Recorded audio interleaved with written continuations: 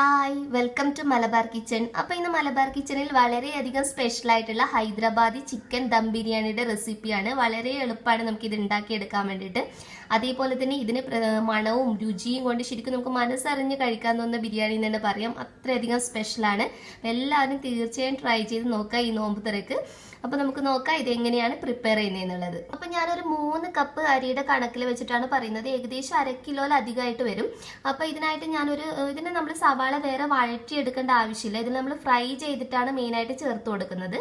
അപ്പോൾ ഇതിനായിട്ട് ഞാൻ ഒരു 6 സവാള, മീഡിയം സൈസിലെ 6 സവാള ഒന്ന് അരിഞ്ഞെടുത്തിട്ടുള്ളതാണ്. ആദ്യം നമുക്ക് ഇതൊന്ന് നെയ്യിലിട്ടിട്ട് മൂപ്പിച്ചെടുക്കണം. നമ്മൾ നന്നായിട്ട് ബിരിയാണിയിൽ ഫ്രൈ ചെയ്തിട്ട് ചേർക്കുന്നില്ല, ആ ഒരു രീതിയിൽ നമ്മൾ ഇതൊന്ന് ഫ്രൈ ചെയ്തെടുക്കണം.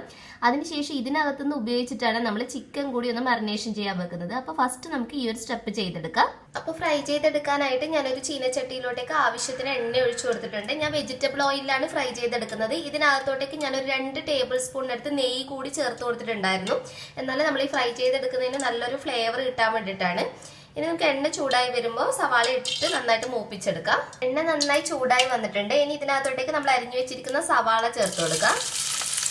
എന്നിട്ട് ഇത് ശരിക്കും ആ ഒരു നമ്മൾ ബിരിയാണിയിൽ ലാസ്റ്റ് ഗാർണിഷ് ചെയ്യാൻ എടുക്കുമ്പോൾ ഉണ്ടാകുന്ന ഒരു കളർ ഉണ്ടല്ലോ, ആ ഒരു ബ്രൗൺ കളർ ആകുന്നത് വരെ വേണം. ഒരു ഗോൾഡൻ ബ്രൗൺ കളർ ആകുന്നത് വരെ നമ്മൾ എണ്ണയിൽ ഇട്ടിട്ട് ഇതൊന്ന് മൂപ്പിച്ചെടുക്കുകയാണ് വേണ്ടത്.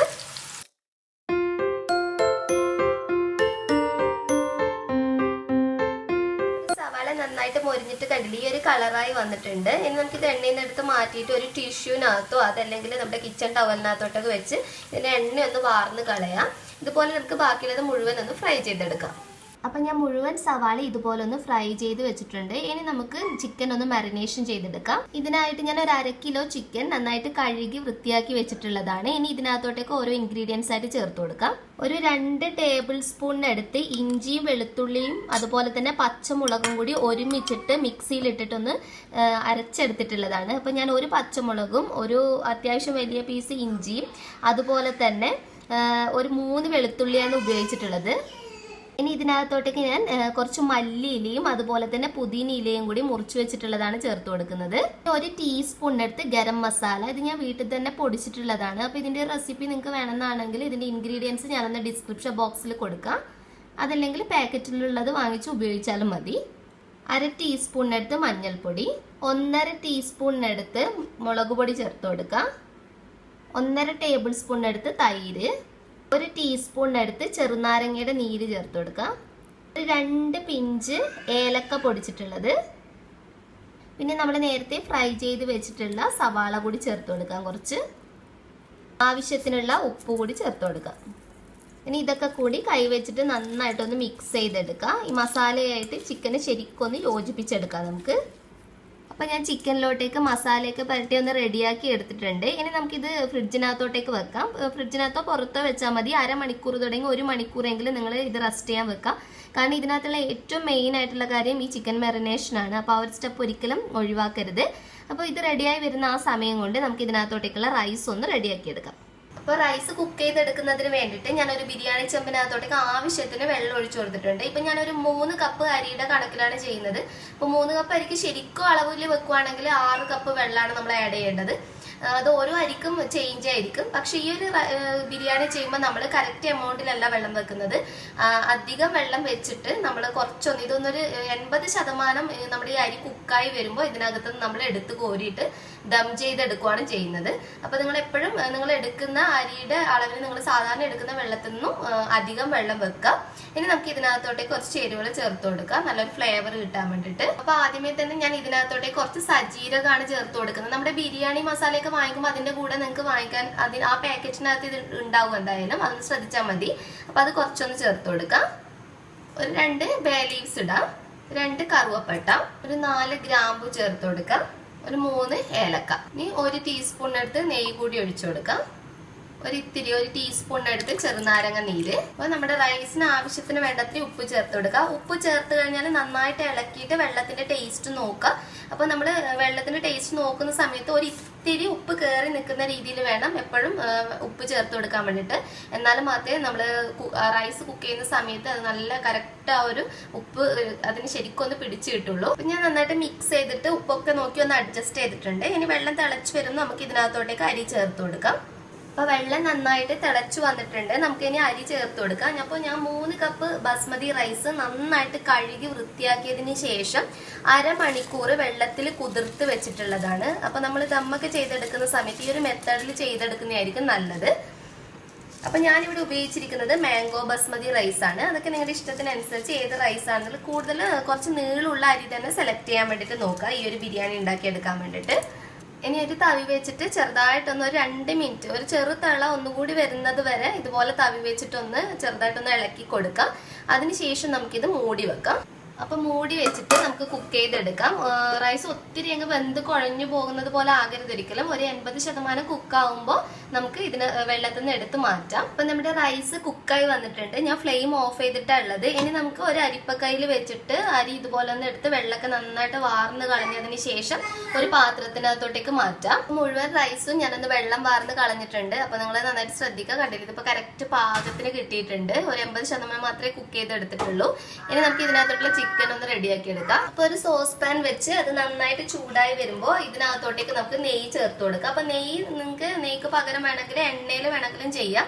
അപ്പൊ ഞാനൊരു 2 ടേബിൾ സ്പൂണിനടുത്ത് നെയ്യാണ് ചേർത്ത് കൊടുക്കുന്നത്. അപ്പൊ നെയ്യാണ് ആഡ് ചെയ്യുന്നതെങ്കിൽ കുറച്ചുകൂടി നല്ല ഫ്ലേവർ കിട്ടും നമുക്ക്. നെയ്യ് നന്നായിട്ട് ചൂടായി വരുമ്പോൾ ഇതിനകത്തോട്ടേക്ക് നമ്മൾ മാരിനേറ്റ് ചെയ്ത് വെച്ചിരിക്കുന്ന ചിക്കൻ ചേർത്ത് കൊടുക്കാം.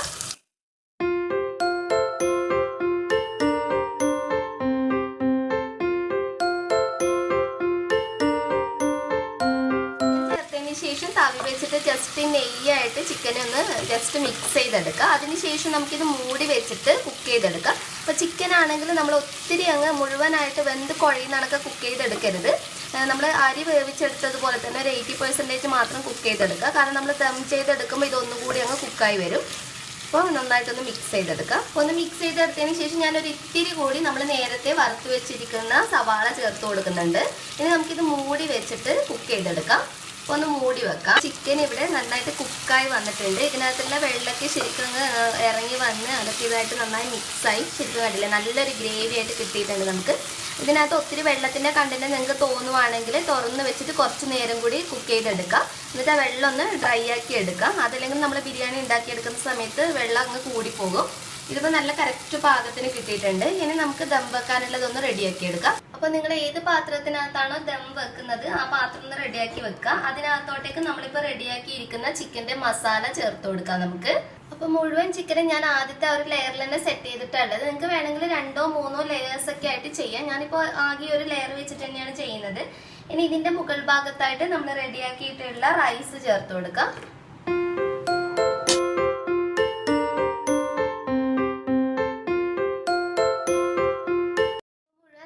ഒന്ന് ചേർത്ത് കൊടുത്തതിന് ശേഷം ഇതിന്റെ മുകൾ ഭാഗത്തായിട്ട് നമുക്ക് കുറച്ച് മല്ലിയിലയും അതുപോലെ തന്നെ പുതിനയിലയും കൂടി ചെറുതായിട്ട് കട്ട് ചെയ്തിട്ടുള്ളതൊന്ന് ചേർത്ത് കൊടുക്കാം. പിന്നെ നമ്മൾ നേരത്തെ ഫ്രൈ ചെയ്ത് വെച്ചിരിക്കുന്ന സവാള ബാക്കിയുള്ളത് ഇതിന്റെ മുകൾ ഭാഗത്തായിട്ട് നന്നായിട്ട് തൂക്കി കൊടുക്കാം. ശരിക്കും ഈ സവാളയാണ് ഇതിന് കൂടുതൽ ടേസ്റ്റ് കൊടുക്കുന്നത്. അപ്പൊ നിങ്ങൾ ഫ്രൈ ചെയ്യുമ്പോൾ ഇതിന്റെ അളവ് ഒരിക്കലും കുറച്ചിട്ട് ചെയ്യരുത്, ഇത് നന്നായിട്ട് തന്നെ യൂസ് ചെയ്യാം. ഫ്രൈ ചെയ്ത സവാള മുഴുവനായിട്ട് ചേർത്ത് കൊടുത്തതിന് ശേഷം നമുക്കൊരു 2 ടീസ്പൂണിനടുത്ത് നെയ്യ് കൂടി ഒഴിച്ചെടുക്കാം. അപ്പൊ നല്ലൊരു ഫ്ലേവർ ഉണ്ടാകും. ഇനി ഒരു 1/4 ടീസ്പൂണിനടുത്ത് ഗരം മസാല ഇതിന്റെ മുകൾ ഭാഗത്തായിട്ട് തൂക്കി കൊടുക്കാം. ഇനി 1 ടീസ്പൂണിനടുത്ത് റോസ് വാട്ടർ ഒഴിച്ചു കൊടുക്കുക. ഇതാണ് ഇതിന് ശരിക്കും ഒരു നല്ലൊരു ഫ്ലേവർ കൊടുക്കുന്നത്. അപ്പോൾ റോസ് വാട്ടർ ഉപയോഗിക്കാൻ നിങ്ങൾക്ക് അതുപോലെ കുങ്കുമപ്പൂവ് പാലിൽ ഒന്ന് മിക്സ് ചെയ്തതിന് ശേഷം അത് വേണമെങ്കിൽ അതും ചേർത്ത് കൊടുക്കുക. അപ്പോൾ ഇതിന് ചെറിയൊരു കളർ ചേഞ്ച് കൂടി നമുക്ക് കിട്ടും. അത് നിങ്ങളുടെ ഇഷ്ടത്തിനനുസരിച്ച് ചെയ്തെടുക്കാം. അപ്പോൾ ഇത്രയാണ് നമ്മളിത് ദം ചെയ്യാൻ വേണ്ടിയിട്ട് സെറ്റ് ചെയ്തെടുക്കുന്നത്. ഇനി ഇതൊന്ന് മൂടി വെച്ചിട്ട് നമുക്ക് ദം ചെയ്തെടുക്കാനുള്ള ഇത് റെഡിയാക്കി എടുക്കാം. മുഴുവൻ ഇതുപോലെ സെറ്റ് ചെയ്തതിന് ശേഷം ഒന്നുകിൽ നിങ്ങൾക്ക് കോട്ടന്റെ തുണി വെച്ചിട്ട് ആദ്യം ഒന്ന് ഇത് മൂടിയിട്ട് അതിന്റെ മുകൾ ഭാഗത്തായിട്ട് അടപ്പ് വെച്ച് കൊടുക്കുക. അതായത് ദം ഒരിക്കലും പുറത്തോട്ട് പോകാത്ത രീതിയിൽ കറക്റ്റായിട്ട് നമുക്ക് കിട്ടാൻ വേണ്ടിയിട്ടാണ് നമ്മൾ അങ്ങനെ ചെയ്യുന്നത്. ഇനി കോട്ടന്റെ തുണി അതല്ലെങ്കിൽ ഇതുപോലെ ഫോയിൽ കയ്യിലുണ്ടെങ്കിൽ ഫോയിൽ വെച്ചിട്ട് ജസ്റ്റ് ഒന്ന് ഇതുപോലെ ശരിക്കും ഒന്ന് കവർ ചെയ്തെടുക്കാം.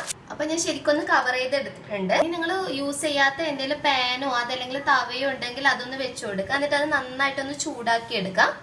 തവ നന്നായിട്ട് ചൂടായി വരുന്ന സമയത്ത് നമ്മൾ റെഡിയാക്കി വെച്ചിരിക്കുന്ന ബിരിയാണി ചെമ്പ് ഇതിന്റെ മുകൾ ഭാഗത്തായിട്ട് വെച്ചു കൊടുക്കാം. എന്നിട്ട് ആദ്യത്തെ ഒരു 5 മിനിറ്റ് ഹൈ ഫ്ലെയിമിലിട്ട് വെക്കും. അതായത് ഈ ഒരു പാത്രം കൂടി നന്നായിട്ട് ചൂടായി വരുന്നത് വരെ.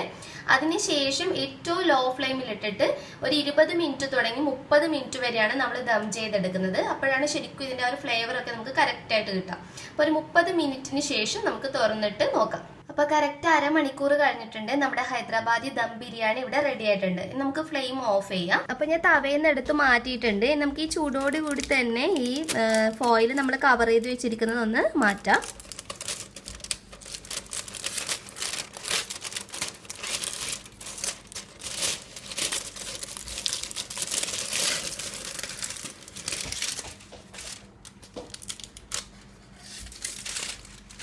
അപ്പോൾ ഞാൻ നേരത്തെ പറഞ്ഞതുപോലെ തന്നെ ശരിക്കും നിങ്ങൾക്ക് ദം പൊട്ടിക്കുമ്പോൾ തന്നെ മനസ്സിലാവും, അത്രയധികം ഒരു സ്പെഷ്യൽ ഫ്ലേവർ, സ്പെഷ്യൽ മണമാണ് ഇതിന്. ആ ഒരു മണം തന്നെ മതി ശരിക്കും. ഇനി നമുക്കിത് പ്ലേറ്റിനകത്തോട്ടേക്ക് മാറ്റാം. അപ്പോൾ സെർവ് ചെയ്യുന്നതിന് വേണ്ടിയിട്ട് നമുക്ക് ജസ്റ്റ് ഇതൊന്ന് മിക്സ് ചെയ്തെടുക്കാം. നമ്മുടെ ചിക്കനും ഇതൊക്കെ ആയിട്ട് ശരിക്കും ഒന്ന് നന്നായിട്ട് മിക്സ് ചെയ്തെടുക്കാം.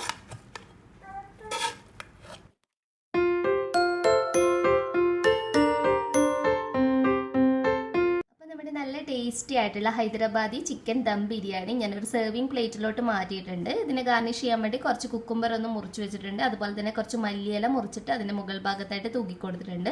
അപ്പോൾ സെർവ് ചെയ്യുന്ന സമയത്ത് കാണാൻ നല്ലൊരു ഭംഗിയായിരിക്കും. അപ്പോൾ എല്ലാവരും തീർച്ചയായും ട്രൈ ചെയ്ത് നോക്കുക. എന്നിട്ട് നിങ്ങളുടെ അഭിപ്രായം അറിയിക്കാൻ മറക്കരുത്. നെക്സ്റ്റ് വീഡിയോയിൽ ഇനി നല്ലൊരു ഡിഷായി കാണാം. അതുവരെ ടേക്ക് കെയർ. Bye bye.